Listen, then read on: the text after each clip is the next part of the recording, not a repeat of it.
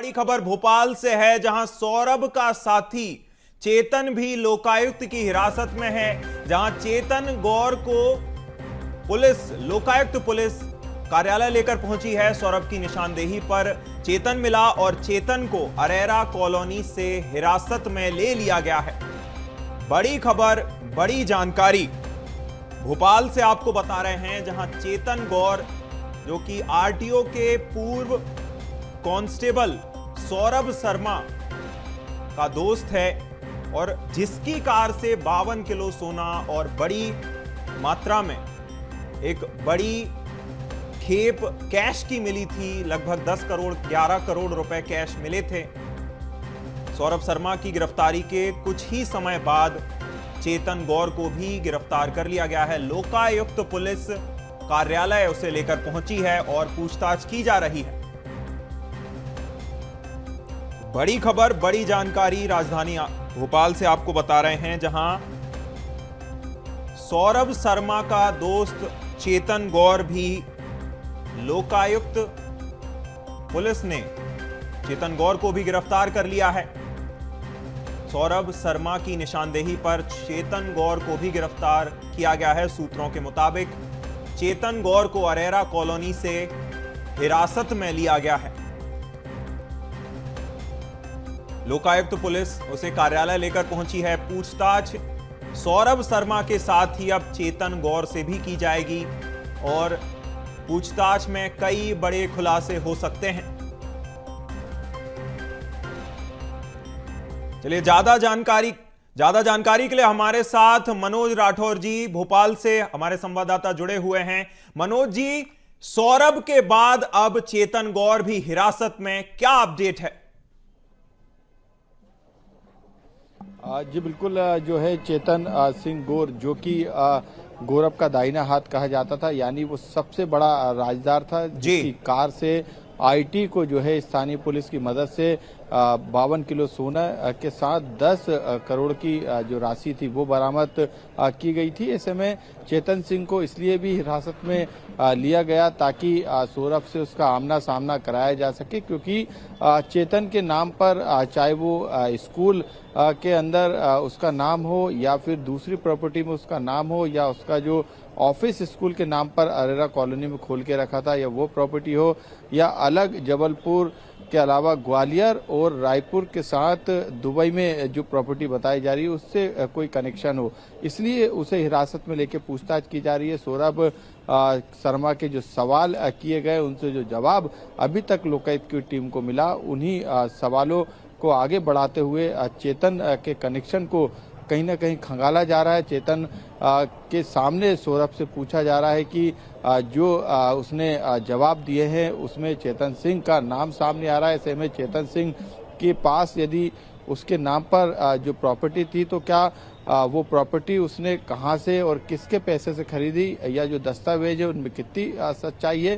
साथ में सौरभ शर्मा जो है वो कहां रुका। बताया जा रहा है कि पुलिस की आंखों में और सुरक्षा व्यवस्था को धता बताते हुए सौरभ शर्मा जो है लगातार भारत में ही था। दुबई में कुछ समय के लिए गया था, उसके बाद भारत में वो अलग अलग राज्यों में रहा, उत्तराखंड में रहा, भोपाल में भी वो कल मौजूद था, लेकिन उसके बावजूद भी पुलिस, चाहे वो लोकायुक्त हो या स्थानीय पुलिस हो या फिर इंटेलिजेंस हो या फिर आईबी हो, ये तमाम एजेंसियां उसका पता लगाने में विफल साबित हुई। हालांकि अब जब सरेंडर करने के लिए कोर्ट पहुंचा था, उस दौरान विंध्याचल भवन के सामने से उसे अपने साथी के साथ जाते हुए लोकायुक्त की टीम ने ट्रेस किया और उसे कस्टडी में लेकर उससे पूछताछ की जा रही है। जो पूछताछ है वो लगातार जारी है। 100 से ज़्यादा सवाल जो है उससे पूछे गए। चेतन सिंह को उसके सामने आमने सामने कराकर भी कई सवाल जिनकी फहरिस्त काफ़ी लंबी है, उन पर भी पूछताछ दोनों से आमने सामने की जारी है। लेकिन यदि मैं बात करूं, मैं कोर्ट के सामने इस समय मौजूद हूं और जो पीछे आप मेरे भोपाल जिला कोर्ट देख रहे हैं, इसी के अंदर लोकायुक्त की स्पेशल जो कोर्ट है वहां पर भी जो सरेंडर के आवेदन के बाद आज जो है गिरफ्तारी को असंवैधानिक बताते हुए सौरभ के वकील ने जो आवेदन दिया था जो याचिका लगाई थी, बताया जा रहा है कि उस याचिका पर भी इसी कोर्ट के अंदर जो है लोकायुक्त की स्पेशल कोर्ट में जो है वो सुनवाई लगातार जारी है। जो तर्क दिए जा रहे हैं वो ये दिए जा रहे हैं कि क्योंकि कोर्ट की ये अवहेलना है और कोर्ट को पहले सूचना दी थी और सौरभ शर्मा सरेंडर करने के लिए आ रहा था, लेकिन इससे पहले लोकायुक्त ने उसे गिरफ्तार कर लिया, कस्टडी में ले लिया। और अब जो है कोर्ट से मांग की जा रही है कि कोर्ट के दिशा निर्देश में जो सौरभ शर्मा के वकील ने आवेदन के साथ जो मांग की है, उस मांग के साथ कोर्ट आदेश दे और कोर्ट जो है वो आदेश देते हुए जो है जो बातें कही गई थी उन्हें माने और लोकायुक्त की टीम को बताए कि इन नियमों के तहत जो है वो पूछताछ की जाएगी। वीडियोग्राफी से लेकर तमाम ऐसी मांग सौरभ के पक्ष की तरफ से आवेदन के जरिए की गई है। सुनवाई चल रही है, सुनवाई में क्या फैसला आता है, क्योंकि सौरभ के पक्ष के साथ जो है लोकायुक्त की एक टीम भी केस डायरी लेके यहाँ पर पहुंची हुई है। तो फिलहाल सुनवाई अंदर चल रही है। जज जो है दोनों ही तरफ से उनके पक्षों को जान रहे हैं कि आखिरकार सरेंडर क्यों नहीं करने दिया, क्या सरेंडर का जो आवेदन था उस पर जो उन्होंने 11 बजे के समय दिया था उस पर यदि सौरभ शर्मा कोर्ट पहुंच रहा था तो उसे क्यों गिरफ्तार किया। ये तमाम सवाल है जिनके जवाब भी कोर्ट के द्वारा पूछे जा रहा है। लेकिन लगातार लोकायुक्त की जैसे जैसे पूछताछ आगे बढ़ती जा रही है और अब इस पूरे मामले पर क्योंकि सियासत पहले से हो रही थी और अब ऐसे में उसकी गिरफ्तारी के बाद भी लगातार उस पर सियासत मध्य प्रदेश की देखी जा रही है। विपक्ष लगातार कई सवाल जो है अब जांच एजेंसियों पर खड़े करने लगा, लेकिन वैधानिक रूप से जो गिरफ्तारी जो कस्टडी ली गई है सौरभ शर्मा की, उसके अनुसार आगे पूछताछ में कई बड़े खुलासे हो सकते हैं। बिल्कुल मनोज जी, विभिन्न एजेंसियों की सिलसिलेवार छापेमारी के बाद आखिरकार 40 से 41 दिन बाद सौरभ शर्मा को गिरफ्तार कर लिया गया है। हालांकि बड़ा सवाल यह है कि जो सौरभ शर्मा की ओर से अपनी जान को खतरा बताया जा रहा था, यही वह कारण बताया जा रहा था जिसके कारण सरेंडर को लेकर आवेदन भी दिया गया था सौरभ शर्मा की ओर से, लेकिन उससे पहले ही गिरफ्तार सौरभ शर्मा हो जाता है। आखिर अब किस तरह से यह जांच आगे बढ़ेगी और पूछताछ में क्या बड़े खुलासे हो सकते हैं, मनोज जी?